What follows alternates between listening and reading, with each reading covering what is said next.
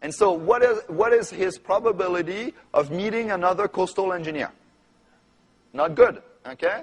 On the other hand, we looked on the web, and there is an association of coastal engineers in Canada, okay? Now, if he goes to a meeting of the Association of Coastal Engineers, what is he going to meet? Other coastal engineers, okay? And we also found out that there were 2 chapters, one in Halifax, one in Vancouver, which I think told him something. He's in the wrong place, okay? Well, this is a very important thing. I mean, I meet so many chemical engineers who could get a job in Fort McMurray in 2 seconds, but they get stuck in Toronto driving a cab because moving to Fort McMurray would be such a step down in their social status. Plus the fact that there's nobody from Iran or Iraq, they think, in Fort McMurray, okay? I mean, that's one factor. Those are the 2 factors that prevent people from going there, okay? Now, what is missing? Well, the idea is we need to explain the structure of Canadian society, okay? When you have a specific experience, where can this experience be transferred to, okay? And it's not nearly as obvious as it seems. I mean, I worked with a Pakistani mechanical engineer, okay? His expertise was making missiles. So I figured, well, in Canada, your chances of getting a job making missiles is just zip. Right? We don't make a lot of missiles, and whatever missile building we have will require security clearance that you're not going to get. All right? So I worked with him to understand what exactly he did. Well, he was making the casing of the missiles, and what he was doing is taking supervising the people who take flat pieces of steels, roll them into a cylinder, and weld them. Now, that technology is used to make high-pressure vessels, tank cars, tank trucks. Okay? Well, he got a job as a welding engineer, but he had been unemployed for a year and a half before. And this is the challenge I find. It's many settlement agencies deal with a wide range of people, and I mean, don't get me wrong, I'm not saying you're doing a bad job. That's not on my point, okay? What I am saying is you are dealing with a broad range of experience, and you cannot be specialized in each area, okay? That is practically impossible. But I would really encourage you to partner with the professional association so they can guide people as to which direction.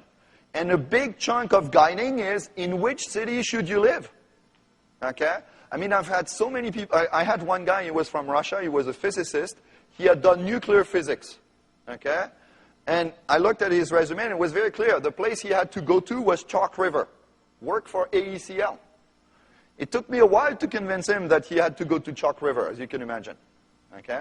But once he accepted that concept, he got a job. He's working at Chalk River in a company called Bubble Technology. Okay? So the point is, and he got a job that does make use of his expertise. But the challenge is making people realize, understand where they fit. Okay? Now, what's the challenge for many immigrants? I think I'm sure most of you will be able to relate to the next graph. Okay? We're going to look at progress as a function of time. By progress, I mean whichever measure you use to measure progress in life. Okay? Everybody has their own measure. Some may use money, some may use purchasing power, some may use the ability to influence people. An academic person might use the number of papers they published, number of books they've written, the number of grants they've obtained, the number of students they graduated. A military person might measure progress by the number of stripes they have, the number of people they command, the number of medals they have, and so on and so forth.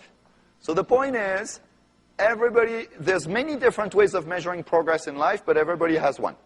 Okay? What happens to the average immigrant? Well, I'm talking about skilled workers, not talking about refugees. Okay? In their home country, they were moving along, and if they had stayed there, things would have continued this way. Okay? When they arrive in Canada, what happens? They drop, right? We'll agree on that. Something like this. Some of them will continue going down and eventually decide, forget it, we're going home. My experience is the number of people who decide to go home is quite small. Why is that? because you have to swallow an amount of pride in order to go home that is quite high. The shame that you would feel, is just so high that most people don't do that. I remember working with one Indian guy who it took him a year to tell his father that he had been laid off. Okay? So you can imagine how much pride it takes to go home. So for a number of people, what happens really is something like this. Okay? They turn around the corner. They turn the corner, they find a job. But that job is at a much lower level than what they had back home. Okay? I'm talking about the engineer driving a cab, the medical doctor cleaning hospitals, the pharmacist delivering pizza, that kind of stuff.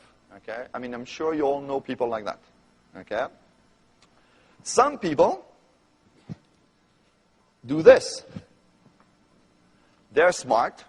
They combine what they've learned back home with what they learn here. They understand the structure of Canadian society. They understand the Canadian soft skills, and they create a whole that is greater than the sum of the parts. Okay?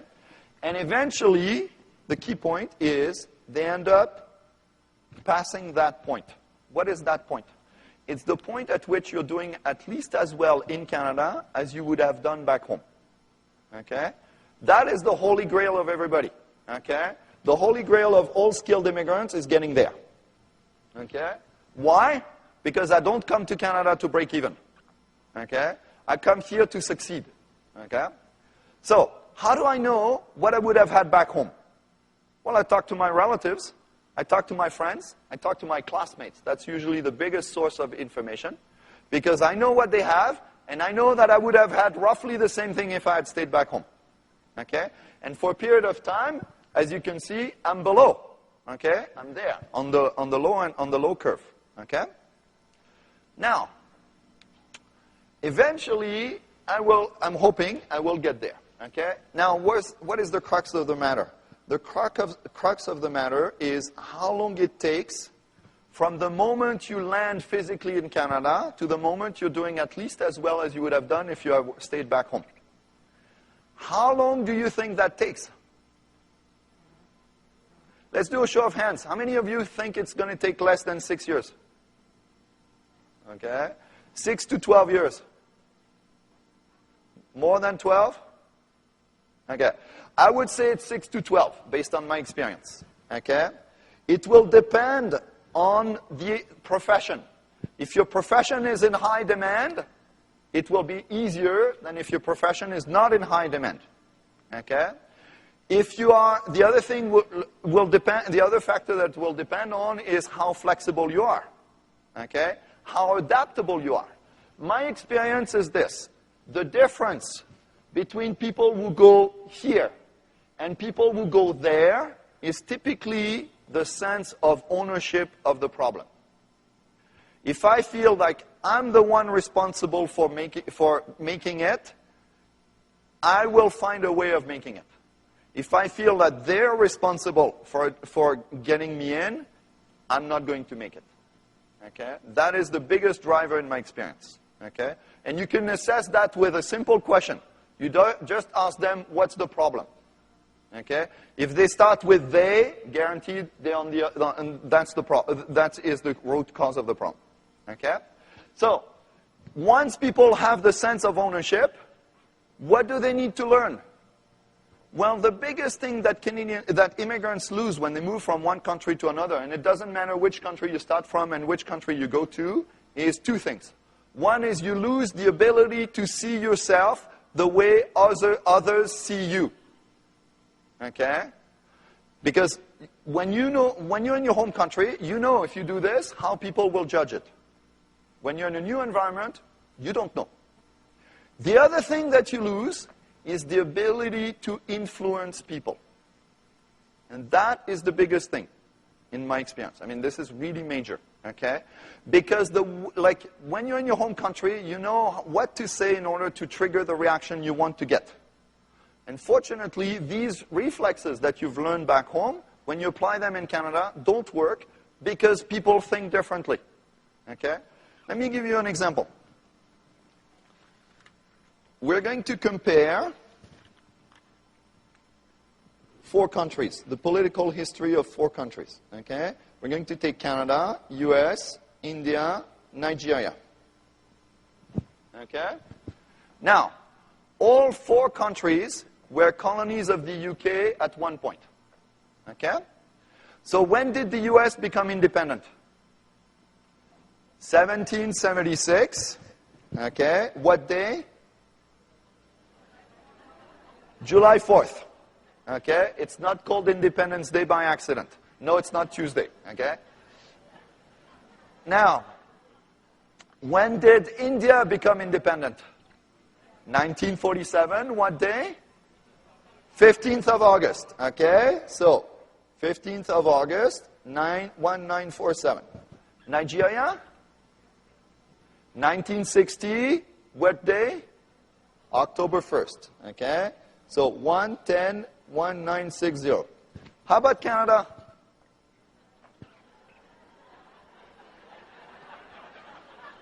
See, it's a trick question.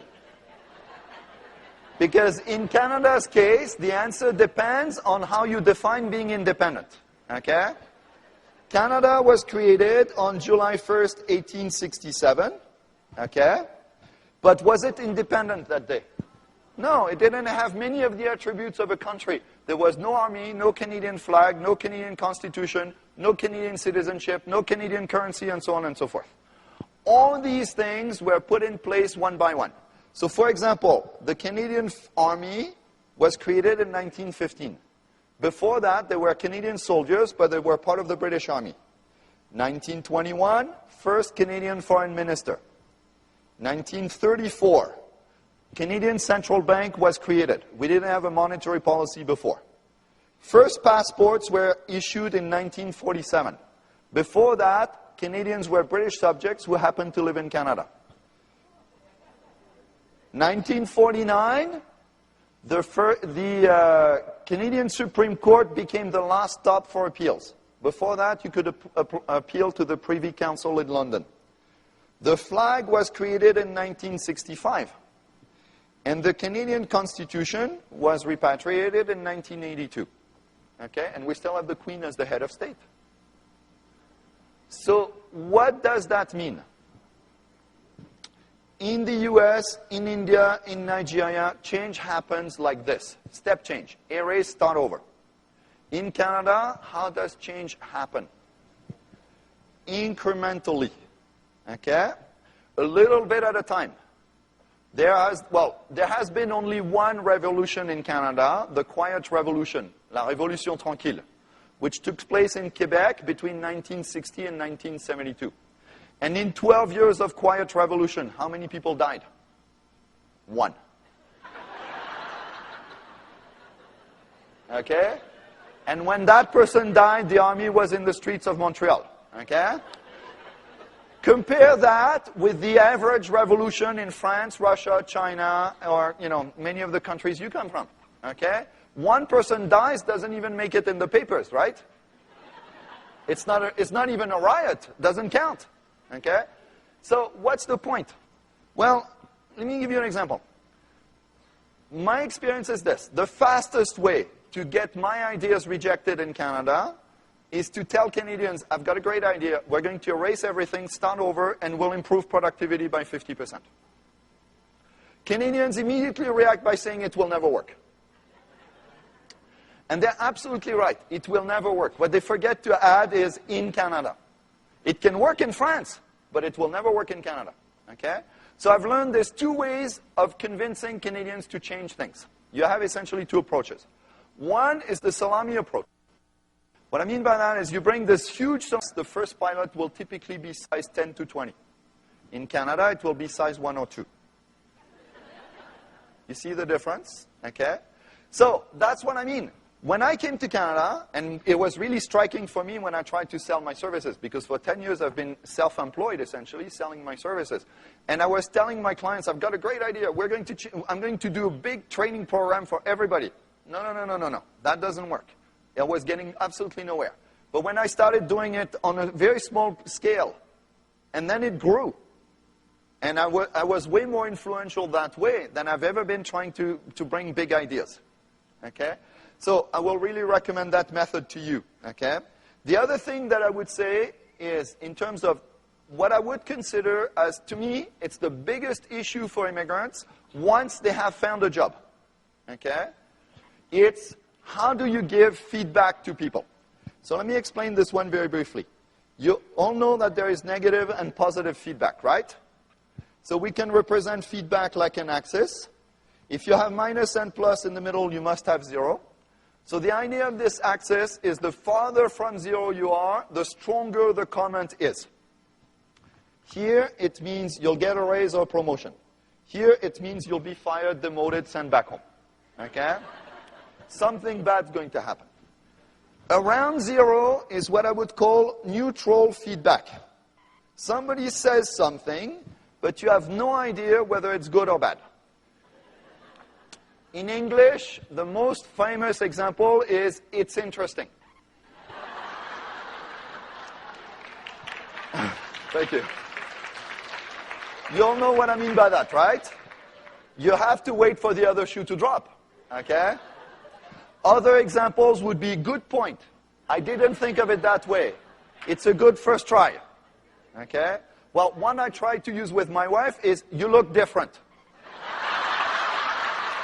Okay. Now, we all agree that some people are more sensitive to feedback than others. Okay? There's no question about that. So within every culture, there's personality differences. Okay? But if this is Canada, there's a whole pile of cultures whereby, relative to Canada, the situation is essentially like this.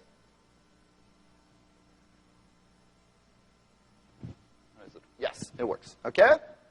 So, for example, the US, the UK, Australia, New Zealand, Ireland, South Africa, much of Western Europe, Scandinavia, Eastern Europe, the Middle East, Israel, India, Pakistan, Venezuela, Nigeria, Brazil, all these countries are like this relative to Canada. So what does it mean? Well, for example, if I take my own example, my manager gave me slightly negative feedback. I heard the words, but I did not understand the message. I did not understand that he wanted me to change my behavior. Conversely, when I tried to convince my colleagues to change things, and I gave them slightly negative feedback, I was blasting them. Okay? Let me give you an example. Every zoo around the world has a sign that says, don't feed the animals. The question is, how's the sign worded? Okay? If you go to the Toronto Zoo, what it says is this: please refrain from feeding the animals. Then, bullet points, you've got 5 bullets. The first one is, if you give them food with a wrapper, they might choke on it. Second one is, they might get germs from your hands. Third one is, they won't be hungry for the food prepared by the nutritionist. Then there's 2 more which I forgot, and it concludes, for these reasons, we appreciate your collaboration in not feeding the animals. Okay? Now, in France, if you go to a zoo, what does it say? It is strictly forbidden, under no circumstance, to feed the animals. Anybody caught doing it will be removed from the premises. I swear, I'm just translating literally, okay? Now, if I'm used to, it's strictly forbidden, under no circumstance, to feed the animals, and I see a sign that says, please refrain from feeding the animals, what does it mean to me? Yeah. If I really insist, all right, go ahead.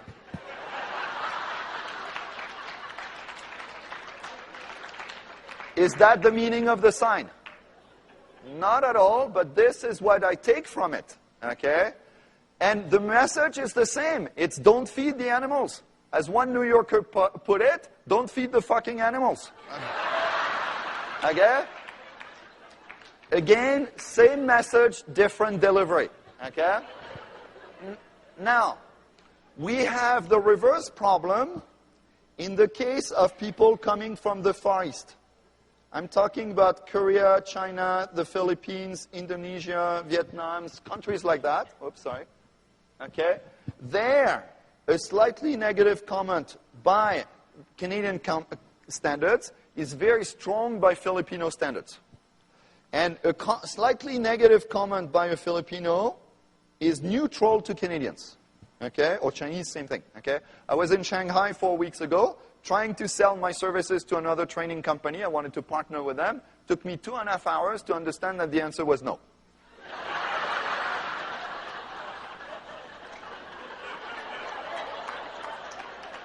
Okay?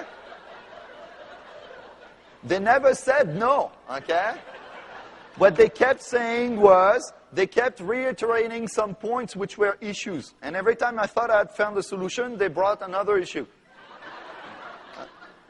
Okay? And they still invited me for lunch. Okay? So the point is, the way feedback is given is very different in different parts of the world. Okay?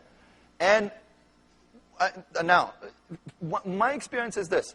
Settlement agencies are typically full of people with very good intentions, high level of skills, but who express their messages quite often too strongly by Canadian standards. Okay? Like, I will really encourage you to check and have your messaging checked by somebody who's born and raised in Canada to make sure that your message is not too strong by Canadian standards. Okay? I will expand a little bit on this issue because to me, as I said, it is really the #1 challenge. Okay? What I'm going to do is blow up the negative zone. Okay? Because it's really critical when you have a job to understand when you're managing